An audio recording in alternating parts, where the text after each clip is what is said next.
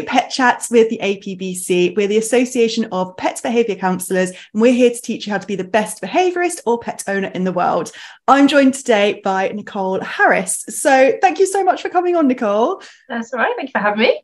Oh, can you just do a really quick kind of who you are and what you do to the people who are watching and listening? Okay, so I am currently a member of the APBC Committee. So I'm the company secretary. I've actually been a full member of the APBC since 2016, so 7 years.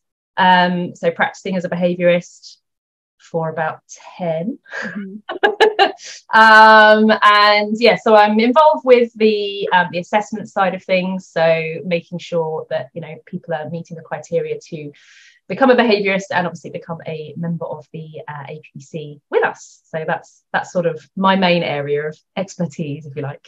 Yeah, and you're so good at doing it. Like, people are very lucky to have you. Oh, thank you. Behind the scenes as well. Yeah, I like to think so. We want to make the process really, really sort of, I say enjoyable. No one likes being assessed, really, but if you can make it as sort of inviting as possible, then it sort of reduces that stress for people, I think. So yeah, that's the main aim, really. Yeah, and I think it'll be good to talk about today for people becoming an APBC behaviourist, because I know that when I started, basically it was like the gold standard to become APBC. I don't even think the ABTC existed at that point, so it was to become, that was kind of my top goal, because it just had the most it had the route that was the most assessed, or it just was that place. It had gravitas. Yeah, absolutely. Yeah.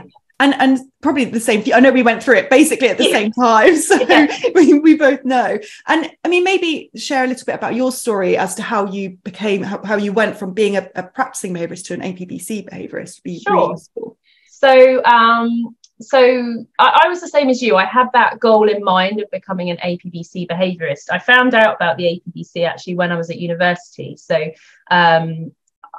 I kind of, my route in was I did my academic study before my practical application. So some people do it the other way around, and that's fine. That's just the route I kind of went in. Just because when I was at university, the plan wasn't really to become a behaviourist initially. The plan was to go down the route of becoming a vet, actually.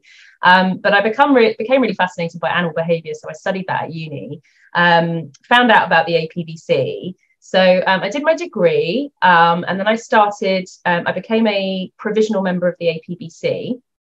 So I was able to practice and get my skills in place. I was very, very fortunate to be able to shadow APBC behaviourists and also APDT trainers as well. So I was working as a trainer and a behaviourist at the same time.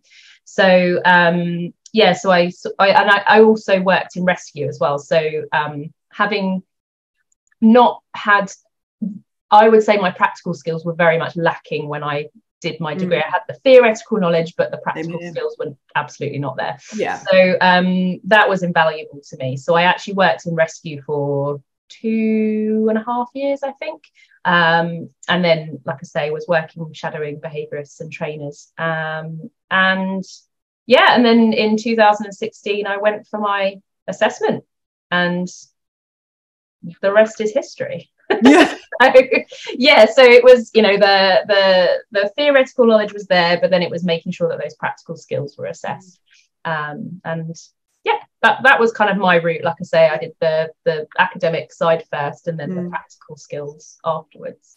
I think it's good for people to know this. So, I mean, for the people that are listening, hopefully they're people, they might be APBC behaviourists, but you might be somebody listening who is a trainer or already involved in the dog world, but you're kind of not quite sure how to progress. And I think it's really good listening to you, because it's very easy. I mean, I remember when I used to look back and I'd be like, how did they do it? Like, I don't know. They made it seem so easy. Like, oh, I just applied and I was a behaviourist and everything was fine. But I think from what you're saying is you actually took quite a long route to get there, because you knew that the ultimate outcome, it was so worth it. Would you say that's right? 100%. So I think the route I took was lengthy. I think that's also partly a sort of a personality thing. I tend to take longer to do things because I have a little bit of a perfectionist streak. So I tend not to apply for things unless I know 100% that I'm going to be able to achieve what I set out to achieve.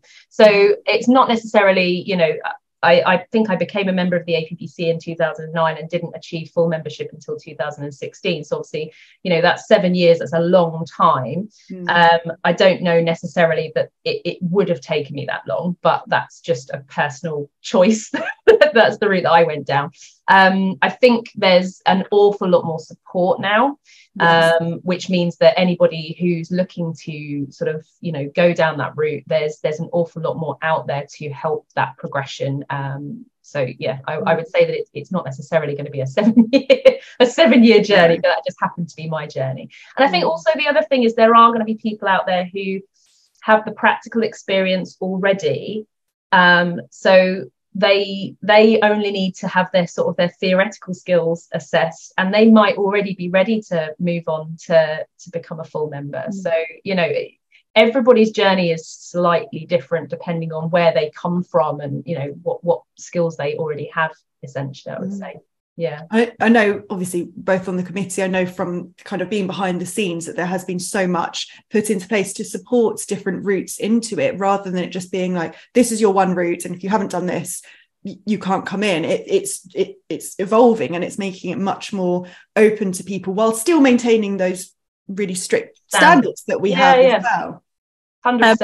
Yeah. No, carry on. No, as I say, I think the really key thing for me is the fact that obviously there are specific courses that obviously tick the box, if you like. They're recognised by the ABTC, so the Animal Behaviour and Training Council, and that's, you know, that's great if you can do one of those. It means that, you know, you've kind of ticked all the boxes to say, yeah, I've met all those criteria from an academic point of view, and that's fantastic. What I love is that the ABTC now have this APEL route, so standing for the and I'm never going to get this right, it's the Accreditation of Prior Experience and Learning. I think I've got that right, but essentially it's for those people who maybe have done a load of CPD, and they've got like loads of practical skills, and they can draw on all that those skills and all that information that they've accrued, and they can have that assessed by somebody at the ABTC to say, yes, this person has met that, you know, the knowledge and understanding needed for this role. So I love the fact that there's that inclusivity. It's, you don't have to have gone to university to meet that criteria. There's lots of ways to prove that you have that knowledge and understanding, and it just makes it that little bit more inclusive, I think. So I think that's fantastic, and that's something that didn't exist when obviously I was starting out. So not that because of the way I came in anyway, that wouldn't have been the route I'd gone down, because I was doing a degree anyway, but you know, it is just such an amazing thing that it exists now, I think. I think as well it kind of shows that people can have, like, there have been people that have got 20 years experience and they started as a behaviourist when there wasn't even really any organisations, there wasn't anything to do, and they've built up this amazing experience, but then they've gone, well, why would I go back to university and spend all this money and all this time and stop my business when actually I have everything that I need, I just need to show that I can prove it. So it's such an amazing way. And in terms of somebody, if someone is listening to this and they are in that position, or they are already a trainer or a behaviourist, what would you suggest that they do next? So if they're like, I've got some experience and I just want to see if joining the APBC is something I could do, what would be their first step?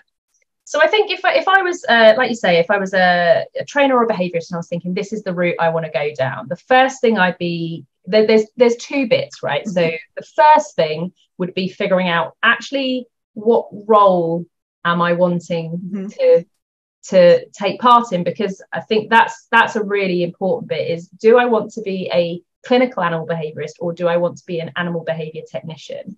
Because they are two quite different roles, in the sense that a clinical animal behaviourist is working with clients to modify behaviour and is working with cases like, you know, aggression, separation anxiety, things like that. The animal behaviour technician role is much more think of it much more like a first aid management kind of role, looking at if there's a behavioural issue in place. We're not looking to resolve that issue, we're just looking to put things in place to make it so that that doesn't become any worse, and perhaps working with a clinical animal behaviourist to put some training in place to help resolve the issue. So I think that would be the first thing, would be for anybody wanting to become a member of the APBC, is to get really clear on what role you're looking to sort of join at. Because once you know that, then the pathway becomes a lot more clear for you, I think. Because then the next stage would be, well, if I want to be a clinical animal behaviourist or animal behaviour technician, what knowledge and understanding do I need to meet that role? And though they're two different standards. So you might, if you are wanting to be a clinical animal behaviourist, like I say, you can go down the route of doing one of those recognised courses if you want to with the ABTC, and they're usually at level 6, or with the ABTC, the ABT standard, the Animal Behaviour Technician role, that would be at level 5. So that's the next thing, is right, what course might I need to do, or have I got enough experience? Have I got the ability to draw on that CPD that I already have and all that, brilliant sort of work that I've already been doing, and I can go down the APEL route, so I can have my knowledge and understanding assessed at that level. So I think that those would be the first steps, would be work out what role you want to be, what kind of behaviourist do you want to be, an animal behaviour technician or a clinical animal behaviourist, and then work out, how do I want my knowledge and understanding assessed? Do I want to pay out to do a course, or do I want to go down the route of having my CPD and everything assessed? And I think once that's done, it becomes much clearer, because at that point, once you've kind of ticked all those boxes, that's when you can then become a provisional member of the APBC, because we will accept people once as provisional members, once their knowledge and understanding has been assessed. And then people can practice under our banner as provisional members and get that support, and start working on cases, and working towards the practical skills needed for full assessment. So that would be where I'd start, I think. Brilliant. And 2 questions I've got. So number 1 is, can you start as the animal behaviour technician? So say you thought, I'm not ready to take on, I don't want to be a clinical animal behaviourist. I work in a vet practice, for example, and I want to be able to help people when they first come in with preventative work, but I don't have the time to take on full cases. I'm going to be an animal behaviour technician. Would that person be able to then become a clinical animal behaviourist within the APBC? And would they go through the same route for that? So I think, that's a really good question, because I think quite often what happens is people think that animal behaviour technician is kind of like the gateway to become a clinical animal behaviourist. And while they are 2 separate roles, but it's a bit like there are some people who start as a dog trainer. That's kind of how I started. You start as a dog trainer and then you progress to doing behaviour work. So I don't see any reason why anybody wouldn't start off as an animal behaviour technician and then want to progress as a clinical animal behaviourist. What I would say is that if you've been assessed as an animal behaviour technician, the knowledge and understanding requirements aren't quite the same as the knowledge and understanding requirements for the clinical animal behaviourist role. So has to be an understanding there that if you're working as an animal behaviour technician, you would need to meet the knowledge and understanding requirements, so that academic knowledge for the clinical animal behaviourist role before you started practicing as a clinical animal behaviourist. Does that make sense? I'm just thinking of people who maybe would meet the animal behaviour technician standards now and maybe don't have any interest in becoming a clinical animal behaviour, but it's not, but basically what I'm saying is becoming an animal behaviour technician isn't going to block you from later on down the line. It's not a one or the other. No, it's not a one or the other, but I think it's got to be, I think it is, I think where there's a little bit of sort of confusion at the moment is some people are thinking that they can become an animal behaviour technician and then in the interim until they're ready to become a clinical animal behaviourist, without the understanding that they are 2 separate roles. So you're absolutely right. You can progress from one to the other. It's not like I'll do this and then I'm stuck there. But also, just to say, it is a really nice role. I think that people seem to think, I want to be a clinical animal behaviourist, but talking from experience, being a clinical animal behaviourist, it all comes to you. So you see the worst, the most difficult, the most stressful cases. And I actually think, you know, I worked a lot with puppies. Your whole business is around puppies. Is being an animal behaviour technician, it's not less than. Like, I think we need to get away from this feeling of like, oh, the clinical behaviour is the top. Like, a trainer is not less than. They're all the same. It's just what you're specialising in and what you'll decide, what route you want to go down. If you 100%. Like to see a lot of training cases, be a trainer. If you like to see training cases, but you want to help people in those very first preventative steps, it's just different routes. I think that's what people need to know, is it's not ever a hierarchy of this, or this. Thank you. That better explains what I was trying to say earlier. 100%. It's not a hierarchical thing. That's the perfect way to explain what I was really bad at trying to say earlier. No, that's why I said it. I knew exactly what. That's exactly it. I think, and exactly the same as you. I've obviously worked as a clinical animal behaviourist, and actually, I would say that the predominantly the work that I do now, I would say a lot of it would fall under the category or the role of animal behaviour technician, because I do work a lot in problem prevention with puppies. That's where a lot of my work is now. And I love it. I think it's great. It's such a nice role, so it's brilliant. And in terms of becoming a provisional and then a full, can people go straight to full if they think they have everything they need, or do they always have to go to provisional? Like, is provisional like, here you go, I meet all of your knowledge and understanding, but then I have to then be assessed to become a full member? That's right, isn't it? That's just so clear. So there are two parts to the assessment. So when you look at if you go to the ABTC and look at the standards for each role, so the animal behaviour technician and the clinical animal behaviourist, they're split into two sections. So you've got your knowledge and understanding section, which is your, if you like, your academic or your theoretical knowledge that you need to have for that role. And then there's what's called the performance criteria. So that's essentially the practical skills that are necessary in order to do the job. So both of those parts have to be assessed. So the knowledge and understanding is assessed either, like we say, through doing a degree that is recognised by the ABTC, or through APEL. So that's one half checked, tick, done. Okay. But yes, absolutely. In order to become a full member, the practical skills, the performance criteria have to be assessed as well. So as the APBC, we have an assessment process that we've got in place. It's been in place since, I believe, 2021 now. So nearly 2 years in place now. It's really, really rigorous. It's, without sounding too scary, it's rigorous, but it's very, very fair. It's very transparent. It's, like you say, the majority of people who are coming through that process are coming away feeling like they have gained something from that. And what I think, from my perspective, always a really good sign is even people who maybe haven't passed that assessment still come out looking favourably on that assessment process, having learned something from it. I think what's really important is when we're doing that assessment process and we're assessing those practical skills, we're not there kind of, to catch people out or anything. It's a genuine process, which is, where are your strengths? Are there any weaknesses? If there are weaknesses, how can we help you progress? We will sort of say, oh, this is an area that perhaps you need to look at to make sure that you meet these criteria. These are the ways that you can do that. Oh, and by the way, as the APBC, we provide support groups. We have CPD opportunities. We have the access to the journals. There's so much support and stuff out there. So there's loads of stuff to help people progress. But I'd have to check with Jane on the actual numbers, but I'm fairly sure that the assessment pass rate is pretty high. And that's not because it's an easy process either. It's not easy. No, we do have high standards, but there's a lot of support. There's a lot of support. So, because what I suppose from the assessments side, you don't want all these people just going straight for assessment and not being ready for it. So there's a lot of, this is how you get yourself ready. This is the things to tick off.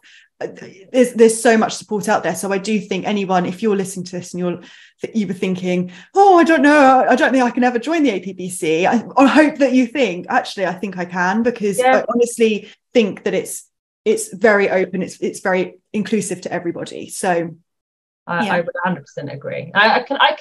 I can understand why it can seem so like an insurmountable sort of task, because there are quite a few bits to it in terms of sort of making sure you meet all those criteria. But if you break it up into those smaller chunks of, right, what role do I want to do? Right, how do I get the knowledge and understanding assessed? Right, that bit's done. Right, now I need my practical skills and I need to get all the support that I need. Okay, now I'm ready for assessment. Now I need to do the full assessment. And each part of that there is support for.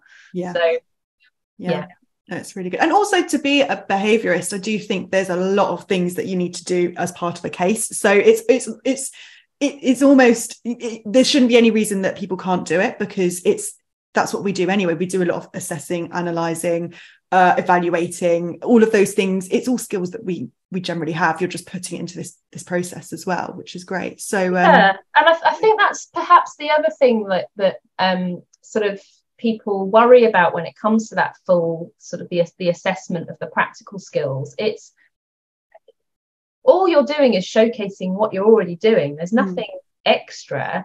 We're not asking you to sort of throw fire hoops and it's genuinely just, look, take 3 cases that you think showcase your skills in a in a really good light, and just show us what you did with that case, and then be willing to talk to us about it. And we will ask questions, but it will be, again, not to catch you out. It's genuine interest in, why did you do it like that? Talk to us about that. One of the things that I love about being an assessor is talking to practitioners about their methodology, why they do certain things, different ways of whether that's practically working with dogs or ways of interacting with clients, certain analogies that people use with their clients. And I go, oh, that's a really good way to explain that concept. I like that.